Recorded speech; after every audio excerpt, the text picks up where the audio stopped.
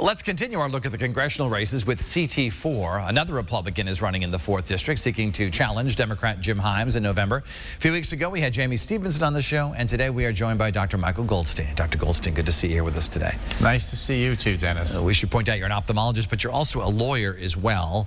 But you want to go into politics. Why?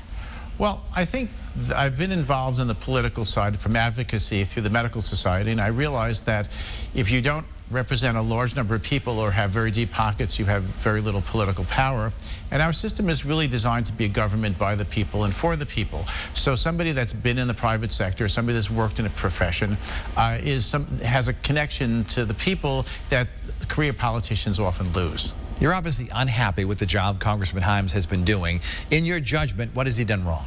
Well, I think that if you look at the handling of our recent economic crisis, I think that he's been missing in action. People are hurting a lot in terms of the cost of gas. Gas is up about $2 a gallon. Heating oil's up about the same. Food prices are up. And you would think with such a huge economic catastrophe that our congressman should actually get involved and try to do something to help people who are suffering. And if you are elected, what are the first things you would do differently? Okay, among other things, obviously I would strive for the concept of energy independence, which I think we need to return to. I think part of the problem stems from the fact that there are currently permit applications that are sitting in the Energy Department that are not being acted on. I think that there's the issues of overregulation in our economy has destroyed lots of industries.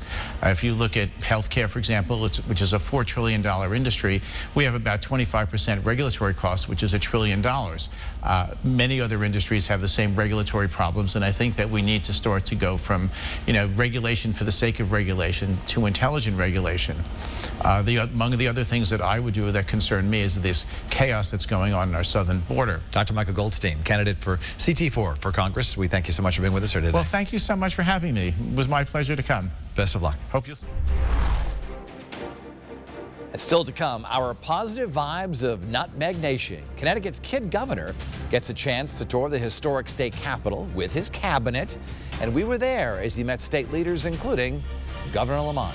What they plan to do with their lives coming up. And we invite you to connect with us here at This Week in Connecticut. Send us an email at thisweek@WTNH.com.